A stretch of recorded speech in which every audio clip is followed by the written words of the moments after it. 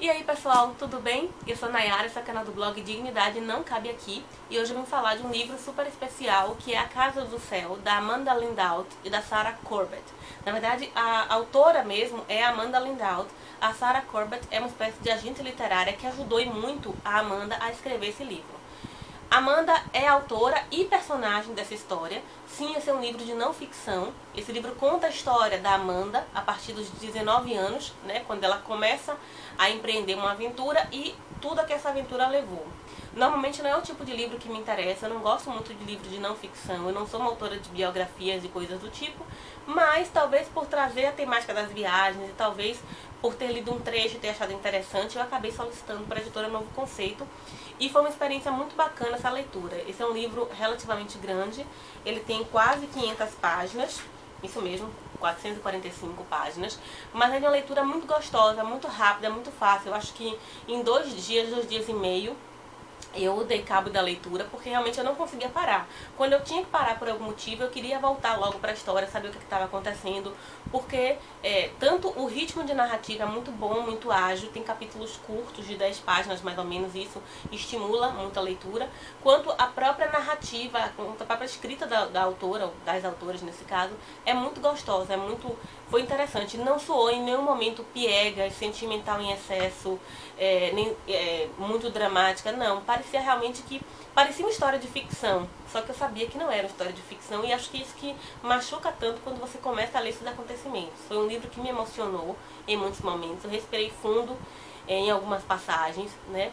É impossível não se colocar no lugar da Amanda e pensar, será que eu teria a mesma fibra que ela? Será que eu conseguiria ter a mesma firmeza que ela? Conseguiria passar por aqueles momentos tão difíceis e sobreviver?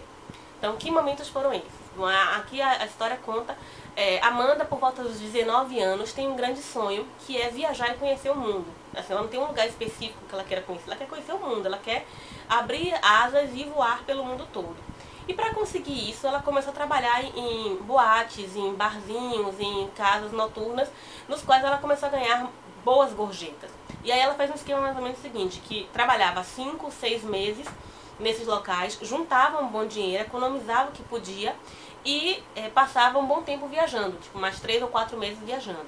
Inicialmente ela fez isso com o Jamie, que era o namorado com quem ela morava, mas ela percebeu que ela e o Jamie não estavam no mesmo passo, né? O Jamie queria algumas coisas que iam por um caminho, ela queria coisas que iam por outro caminho, e eles acabaram por se separar. E aí a Amanda começou a fazer a própria caminhada, às vezes com companheiros de viagem, às vezes sozinha, porque ela aprendeu a viajar sozinha pelo mundo, passou por vários percalços, mas nenhum deles minou a vontade dela de conhecer o mundo. E é muito bonito quando a Amanda descreve isso, essa vontade, esse desejo de aventura, né? Essa descoberta de si mesma, a descoberta dos lugares, o encantamento, aquele olhar do aventureiro, aquela chama que existia dentro dela e que fazia com que ela quisesse. Ela estava numa cidade, mas já pensando na outra cidade que ela ia. Não só para juntar carimbos no passaporte ou pontos no mapa, mas para conhecer mais, como se tivesse algo que ela quisesse preencher, que ela quisesse responder e que sempre escapasse e fizesse ela querer mais. Então essa parte foi muito bonita de acompanhar. E aí ela conheceu muitos países, muitas cidades, muitas culturas diferentes, muitas pessoas diferentes. Tem histórias alegres, divertidas, histórias não tão divertidas, tem aqueles percalços que todo viajante passa, em maior ou menor grau. E aí Amanda, em dado momento, volta para a cidade, trabalha, faz um curso de fotografia, e o intuito dela era trabalhar como uma espécie de correspondente de guerra, né? Como fotojornalista, primeiramente, tentando tirar algumas fotos e vender para algumas revistas especializadas em viagens e tal, e depois ela passa para correspondente de guerra. É aí que as coisas começam a se complicar, quando ela passa a visitar países muçulmanos, como Afeganistão, como Paquistão, países que têm uma dificuldade em lidar com mulheres ocidentais, digamos assim, ou podemos dizer também que mulheres ocidentais têm dificuldade de lidar com esses países, né? São culturas muito diferentes, muito diversas, padrões de liberdade, tipos de liberdade diferentes, formas de interpretar, né, diferentes. E a Amanda passa por algumas dificuldades já no Paquistão e no Afeganistão, mas tudo se complica muito mais quando ela chega à Somália. Por que a Amanda foi para a Somália? Acho que nem ela sabia exatamente o que ela foi fazer lá, né? Tinha essa chama, esse impulso de conhecer, esse impulso de brincar e dançar com o perigo, mas talvez ela não tivesse toda a dimensão do perigo com o qual ela estava lidando. E ela vai acompanhada pelo Nigel, que é um homem que ela conhece, acho que no Quênia, numa pousada no Quênia, com quem ela tem um romance, e esse romance vai se desdobrar numa relação bem intensa, né, bem forte, bem profunda, em vários sentidos, e eles chegam à Somália. E aí na Somália, algumas semanas, acho que 2 semanas depois de estar lá, eles são sequestrados. E aí, gente, é que começa a parte realmente dramática do livro. É como se fosse a primeira parte legal das viagens, descobertas, aventura, em que tem um probleminha aqui e ali, mas essas coisas se resolvem, e chega a parte punk do livro, que realmente é bem sofrida, mas como eu disse, é uma narrativa super bonita, assim, a Amanda e a Sarah conseguiram traduzir todo o sofrimento passado no cativeiro. É duro, é triste, é sombrio, é inimaginável em alguns momentos, mas elas traduziram de uma forma tão bonita, tão poética, realmente emocionante. Assim, a esperança que a Amanda fala o tempo todo, né, de manter a esperança, de como é importante manter a esperança em tudo que a gente faz na vida, mas essa mensagem de esperança que ela traz aqui no livro foi realmente muito bonita, muito tocante. Foi um livro bem bacana, bem gostoso de ler nesse sentido. E Amanda passa nada mais nada menos que 463 dias em cativeiro.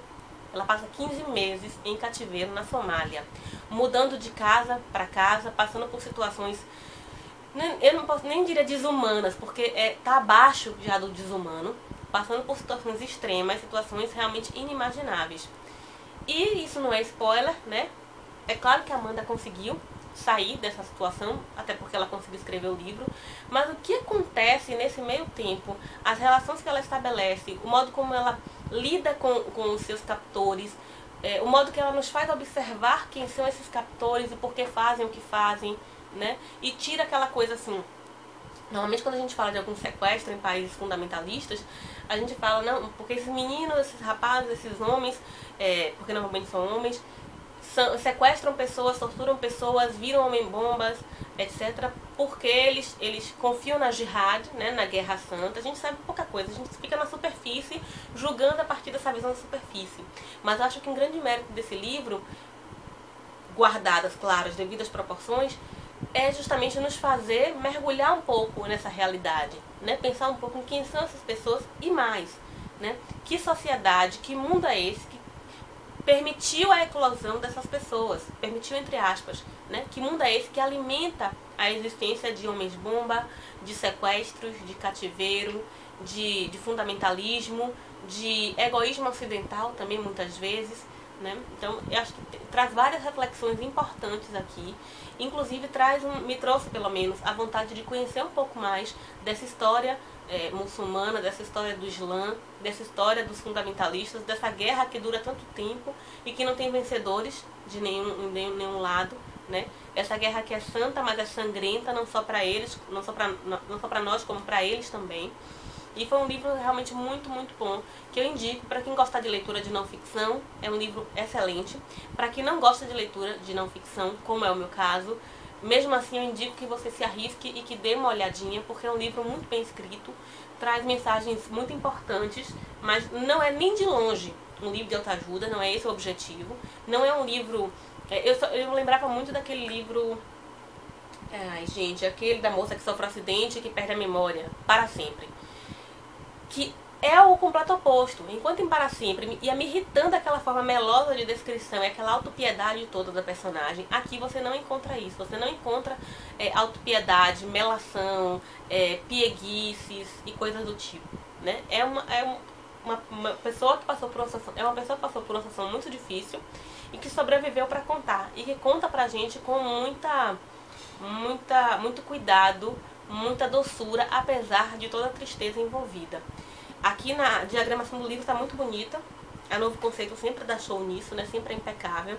Então são folhas gostosas de tocar, com cheiro incrível. Tem um detalhezinho, alguns arabescos no início de cada capítulo. Como eu falei, os capítulos são curtos, isso favorece a leitura mais rápida. A capa eu acho super bonita. Acho linda essa capa e contracapa. E aqui, tanto no fundo da capa, quanto no fundo da contracapa, vocês estão vendo, parecem bilhetinhos, que são bilhetes. São reproduções de bilhetes que a Amanda escreveu enquanto estava no cativeiro, e ela escrevia em inglês, claro, e com a letra bem piquititica para que os seus captores, se pudessem ler inglês, não conseguissem entender.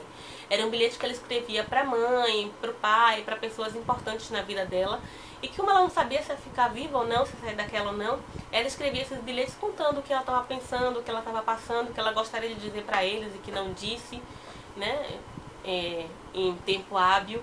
E é muito bonito, assim, ler a história foi emocionante, e ler esses bilhetes foi, porque dá pra gente ler aqui, não sei se tá dando pra vocês verem aqui, tá bem pequeno, mas dá pra gente ler na reprodução, tá em inglês, mas dá pra ler. Foi bastante emocionante mesmo. Então, A Casa do Céu, da Amanda Lindaunt e Sarah Corbett, foi a minha leitura, uma das mais recentes, uma leitura que eu aproveitei bastante e indico pra quem quiser ler uma história emocionante, uma história rica, uma história fascinante. É fascinante a história da Amanda e muito bem escrita. É isso, um beijo, até mais. Tchau.